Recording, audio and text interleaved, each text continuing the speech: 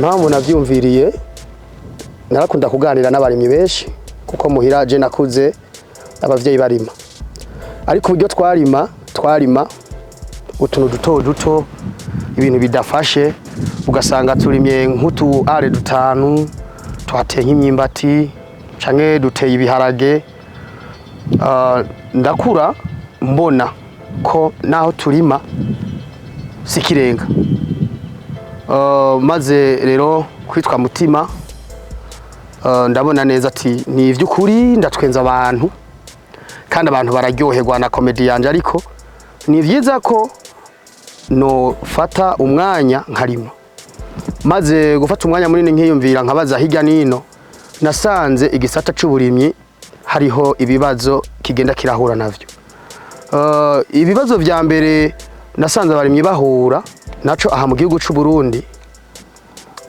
nuko kuntu harima abantu bato bafise umutahe muto bagaca barima hato ugasanga hato umwimbu ubaye muke ugasanga ikibazo c'inzara mu bene gihugu kibandanya kigwira kuko kubera igwirirana ry'abantu ariko umwimbu nawo ubandanya uba muto navuga ati ni kubera iki inyuma yo gutwenza abantu ntoshiraho societe irima ikagaburira abantu.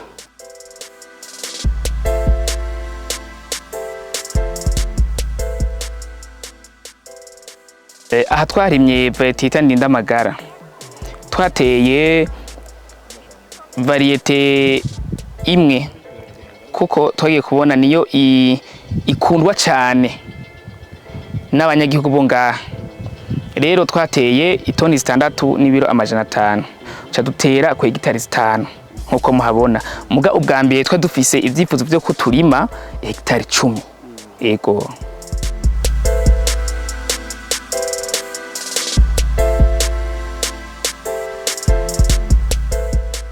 aha ni projet iri muri 5 hectares ariko inyuma tsiko turategura ubworozi muri are 50 aho tugomba gushira inka n'impene n'intama kugira ngo turonka amase vyoroshe kuko muri na projet nini hano rero hari variete ndindamagara hama imwaro naho nyene turafise yindi projet ya societe ya Kanovera irimo 5 hectares ya variete Victoria tukagira na 2 hectares y'ibitunguru tukagira n'ubworozi bw'impene n'intama igihanga naho turafise 12 hectares y'ibigori muri Mugongomanga naho turafise 5 hectares turiko duteguramwo amabungo igitebwa c'amabungo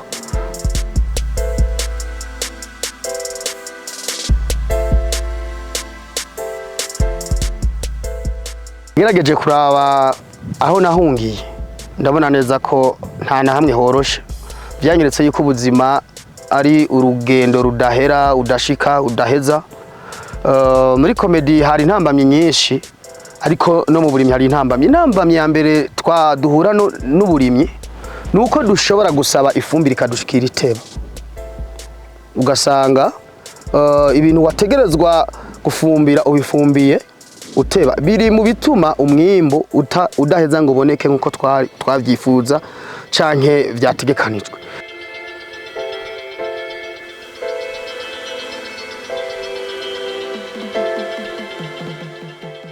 Ikintu ca mbere nuko abene gihugu kuri no musozi turiko turakorerako nuko barosa koyogo ubu nta mwene gihugu akigurisha igitungwa cyo kugira ngo umwana yige koko mendevre ngaha umukozi dutanguranye saa moya gushika chez top ahembwa 10000 hageze gufurira twe ngaha turashobora kwafurira imisi 4 ugasanga dukoresha abakozi amajana 2 ku munsi urumva umwe ku minsi 4 abarose 40000 urumva kanyamara gasuma vyoroshe kandi hariho ikindi gisata tugomba gushiraho kuburyo umwene gihugu wese yakoze mwino projet ya societe ya Kanovera kuri uno musozi nimbikira ya tuzokigurisha 5500 wena azokironke have ko nk'amajana 5 kugira ngo ino societe baze kuyikorera nabo bariko barakora ivyiwabo kuko icishe ahantu dutuye nukugomba gutera imbere umuntu ukamukoresha shonje ngaha twebwe abene igihugu dukoresha kuno mutumba baratangaye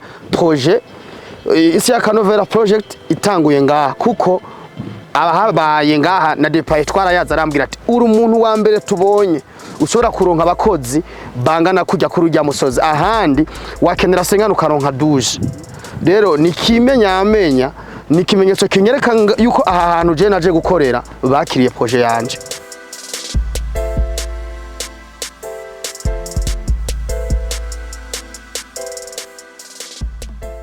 Impamvu tuvuga yuko uburimyi tuzobandanya nuko twebwe turugwaruka cyambere, kandi ivyo turiko turakora tuvyishimira, kandi ndikumwe n'abantu babizi. Je ndi umuvisionnaire wa societe ya Kanovera, guhomba ntibikiduhungabanya, naho byose byoba futi tutegezwa kubandanya ejo. Kuko igihambaye si ngombwa twese ngo tugende kumwe, ariko igihambaye nuko twese dushika. Ufa kubaha gusa abavyize n'ababizi bakagushikana ku iterambere.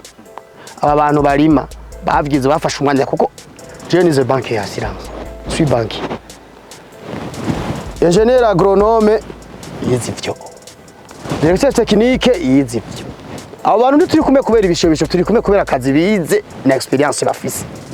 Je ndi mu banki sinza gutegeka ngo tera, simenya ngo yini tubercule, ngo yini caribe, mwaye ngo gros caribe, ntavyo menye ivyo. Mugabo nizigiye abo turi kumwe ko bashobora kushikana kwihangiro, ariko ni nabuba bashitsa kwihangiro, ngatera imbere bagatera imbere, umwimbu kaduga, abene igihugu bakagerwa, igihugu kikabomboka.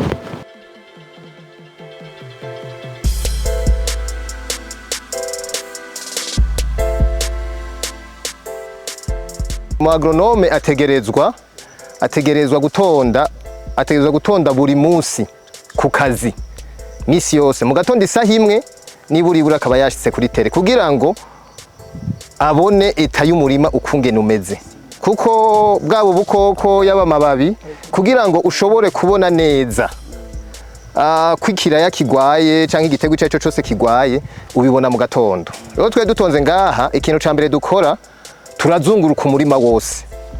Tuzungurutse umurima wose, mu gihe haba hari agakakanaka tukaca tuvuga ati iki kintu twokizitira hakiri kare mu kugikorera entretien kanaka ibikenewe bivanye nico tuba tubonye.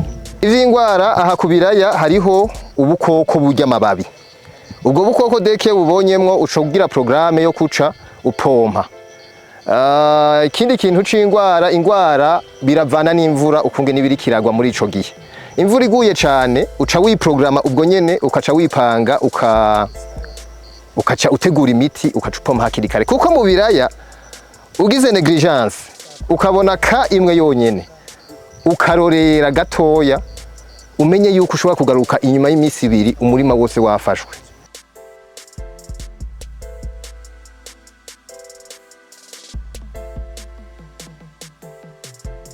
Nagoma ndabwire kari kugwa kitoroshe, je ntashobora kwishoboza narose amafinansema y'abantu bashobora kumfata mu mugongo. Niyo mpamvu saba nyene icubahiro mukuru w'igihugu ciza c'u Burundi, umujama ugwaruka ashigikire mwino projet, kuko haraho ngera ugasanga ifumbire yonyene nzokenera aha hantu intwara nk'imiliyoni 130 muri izo projet zose. Ugasanga iyumvire nkoresha abakozi nk'amajana 2, umwe ahembwa 10,000 ku munsi, bagashobora kora nk'imisi. Ndumva ni igikorwa kitoroshe. Nk'ubu societe ya Kanovera hariho projet dufise yo gutangura kurima tungurusumu. Twaragize identification y'abarimyi bose bari mu gihugu c'u Burundi, turabazi, ariko vyase ko dutangura kuko uburyo ni buke. Rero societe ya Kanovera hamwe tworonka umuntu adufata mu mugongo, tukaronka ibyuma, ibikoresho, tworima muci abene igihugu bakaronka koyogo.